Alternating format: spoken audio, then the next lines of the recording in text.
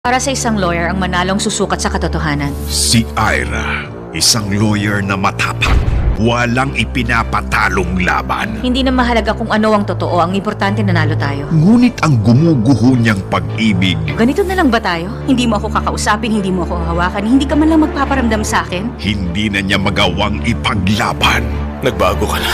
Ako pa rin ang asawa mo. Nakipagkaibigan ka sa mga powerful na tao at tinapakan ng mahihina. Pero ang mas gusto mo, yung anak natin. Kakalimutan mo na siya. Ano mo gagawa ng pagkapit sa batang patay na? Kinalimutan ko na ang batang yun. Wala kang karapatang kalimutan ng anak natin! Mag-divorce na tayo.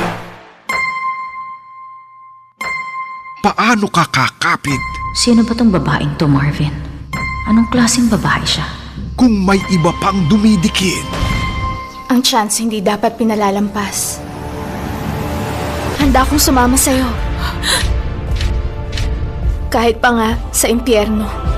Ako nga palang wife ni Marvin Choi. Wag kang magkakamali. Dahil kung hindi, ano? Eh di subukan mo para malaman mo. Huwag kang umalis. Huwag kang lumayo sa akin. Dito ka na matulog, ha? Hello? Honey? Oh, Nasaan ka? nasa lab. Huwag mo na akong hintayin. Dito na ako matutulog.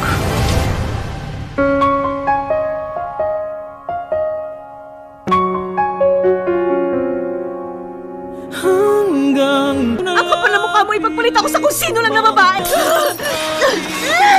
Wala kang karapatan saktan ako ng ganito. Hindi na kita mahal. Wala na akong nararamdaman sa'yo. Hindi ka pwedeng umalis. Huwag nating sirain ang mga sarili natin. Please, wag mo ko iwan. Daddy, alisin niyo muna si Ira sa buhay ko. Gusto ko na siyang mawala. I love you, Marvin.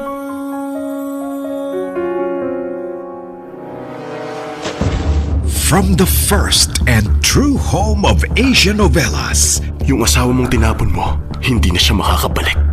Kahit sinasabi mong nabura na siya sa isip mo, sa puso mo, hindi mo pa rin siya nalilimutan. Okay lang yan. Dahil ako ang buhay ngayon, ako ang mananalo. ang mukhang niloko mo noon, Ira! Sino ka ba? Ako nga pala si Yoli. Kamukhang-kamukha mo siya. ang mukha rin na kalolokohan mo ngayon. Nakakapikon lang yung kinukumpara niya ako sa ex-wife niya at hindi niya ginagamit ang utak niya. Kung kamukha man ni Yoli ang ex-wife mo, iiwanan mo kapatid ko at liligawan mo si Yoli? Girlfriend ko si Yoli. Hindi siya si Yoli, kundi asawa ko. Ang asawa mo, matagal nang patay. Please lang, lumayo ka sa kanya. Namimiss kita. Ilang beses ko bang sasabihin sa'yo, hindi nga ako ang asawa mo! Hindi mo siya maagaw sa akin. Hindi ako papayag. Sa akin lang siya. Baka manakawang ka rin katulad ko. Ano? Sa tingin mo ba nanalo ka na? Magkikita pa rin tayo. I Have a Lover